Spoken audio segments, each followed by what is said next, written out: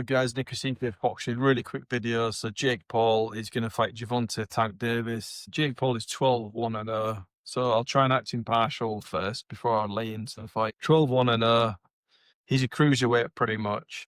We all know Jake Paul. To be fair, he really hasn't fought or beat anyone, has he? Let's be honest. Julio Cesar Chavez, he picked him because he knew he could beat him pretty much. He lost. Let's remember he lost to Tommy Fury. Tommy Fury, I'm pretty sure himself, he basically said he stays in his levels, so he's not like a world level operator or even British title operator probably.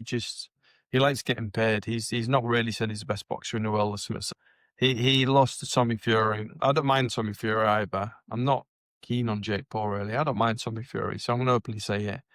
Like Tommy Fury. Roman Fury seems cool as well, to be fair. If you're going by that documentary I've been watching, and I know it's edited to make everyone look great, but Tyson Fury's annoying. Some of the other guys in his family conduct themselves better than he does.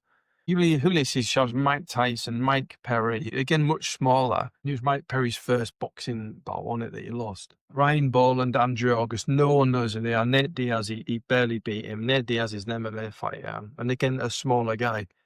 Fair play to him, it's a business decision. Everyone's getting paid. It is about money while he's fighting Tank Davis. Tank Davis will be getting paid, Jake Paul will. We can all watch it on Netflix. I don't know if I'm that bothered though, to be honest. It's just a ridiculous fight. If he would have fought Anthony Joshua, he'd have probably got murdered, to be fair. It would have been like legalized murder. But I'd have watched it and I'd have bought into it because the weight classes were closer at least. There was some factor, I guess, if he has a lucky punch. But like him fighting Gervonta Tank Davis, you see him makes Tank Davis look bad. And again, forget about the fact they're getting paid. I know they're getting paid. We would all do the same for the same money. Forget that. Put that to one side. He should be fighting surely challengers in his division, the next in line for, the belt. He isn't, and because he isn't, and he's fighting Jake Paul, it doesn't make him look great. If he loses against Jake Paul, I know it's an exhibition, but if he loses or looks bad, that's going to make him look even worse. For Jake Paul, it makes him look terrible, to be honest, because he's fought his way into a ranking as a cruiserweight. I think maybe he's shit himself. I think he's like, shit, the ranking, cruiserweight, I might have to fight like a Zerdo Ramirez or something like that. Or I don't know, Vidal Riley, Chris Billam-Smith, I don't know.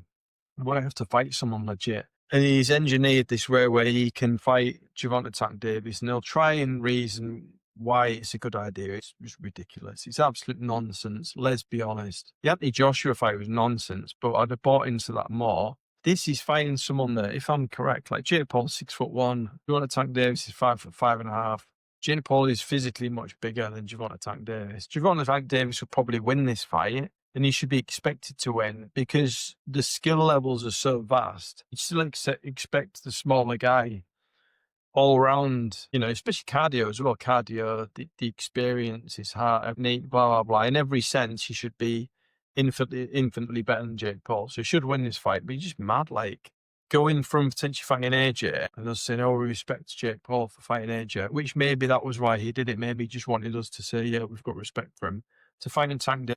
If he beats Tank Davis, I mean, it wouldn't be like the biggest upset in the world, would it? Because he's just such a smaller guy. It sounds horrible. He's such a smaller guy. He could hit him with a look. If he's fast enough to hit him, you never know what can happen. Sometimes life is stranger than fiction, as the song says. It's bad religion. And you never know what can happen. He's a fucking bollocks fighting it. Like, I mean, Carl Froch has jumped on it. And sometimes you're like, with Froch, you're like, you jumped on this as much as you dislike the person, I think. But I agree with everything he said. It's just absolute nonsense. It's just not been well received. Probably not going to watch it, to be honest. Even though I do a small YouTube boxing channel, I don't know if I might watch it for the purpose of this, but it's not like an exciting fight to me. The Joshua fight would have been better. But do you know what would have been even better if he'd have fought someone like Vidal Riley, Liam Cameron, Willie Hutchinson? I don't know, like a boxer, Craig Richards, like I don't know, like just a name. Just anyone else. Why is he fighting Tank Davis? Fight someone that's a cruiserweight. Even if you take someone that's lower ranked, no one will criticize you. They'll be like, do you know what? He obviously didn't want to fight his Zerdo Ramirez yet, and why would he? So he's fighting someone a bit lower in his division, nearer his size, similar record. Cool, respect. He's fighting Tank Davis. Not that many people can be that bothered. Is that how bad boxing has become in America? Where they don't really have this big American hope. Jared Anderson was that, but even that's up in the air. But they're putting this fight on. Again, Netflix, everyone will get paid. I know it's a business decision. We can criticize it. It's a business decision. It's Netflix. Everyone's getting paid. I just find it a bit mad. Anyway, moving on. So in summary, it is horse shit, innit? It is horse shit because he's fighting someone of one of the best boxers in the world, to be fair. But he must be like 3 or 4 weight classes below him at least. It's like, he seems a bit mad, really. But Jake Paul has never, again, this is me being honest. He's done loads of women's boxing. He's done loads of great things. He does live like a boxer. He respects the sport. However, he hasn't fought anyone, really. He hasn't really fought another boxer, has he? Another active boxer. He did, and Tommy Fury, and he lost against him. So he can do that all he wants. And to be fair, like, fair play to him. And, he's carved out the life he wants. No, I want everyone to be happy. I want everyone to pay the bills. I don't like to see people struggle.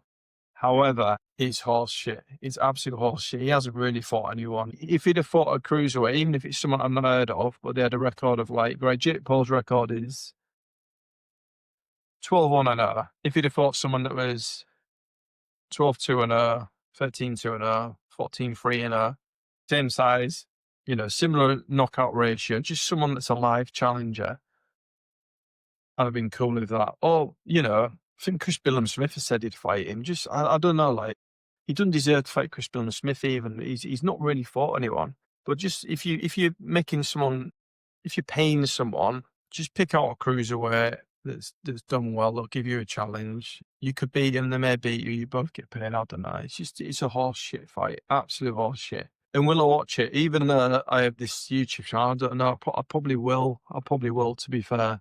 I know Simon Jordan said he's a load of old fanny and he didn't want to watch it. And I personally love Simon Jordan. I think he's great. Some people don't. I like him.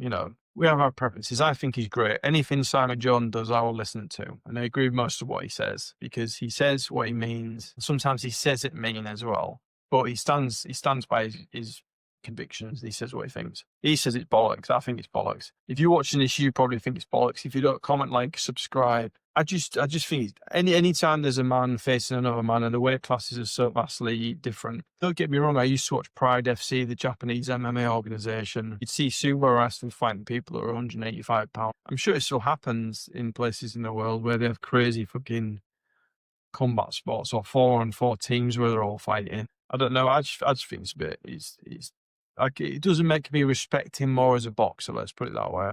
And it doesn't make me respect Gervonta Davis more as a boxer. If it was a more suitable challenger for Jake Paul, I think maybe he's shit himself. Maybe he's ranked. He's like, wow, they might force me to fight one of these really good guys now. I need to throw a curveball in there and fight someone else. Anyway, don't spend all day ranting about Jake Paul. He's done some really good things, especially for women's boxing. He's done incredible. I've never met the guy. He could be a great guy, but just think this is horse shit. He's not really fought anyone. Honestly, has he? Really? Can you make a case for anyone he's fought? Really? So to fight that, I'd give someone else a go. Like, fight Craig Richards, Willie Hutchinson, Chef Clark, Vidal Riley, Liam Cameron, Ben Whitaker. I don't know. Just like, and it doesn't have to be the biggest name, just someone that would give you a challenge. We want to see you being given a bigger challenge. You haven't really fought anyone. You've fought more than most people criticising you that haven't stepped in the boxing ring or lace up a gloves like myself. But unfortunately, everyone has opinions. We do love the sport. We are passionate about the sport. Jack Rafferty, by the way, Jack Rafferty's fight last night was awesome. Check it out if you haven't seen it. It was a back and forth war. He's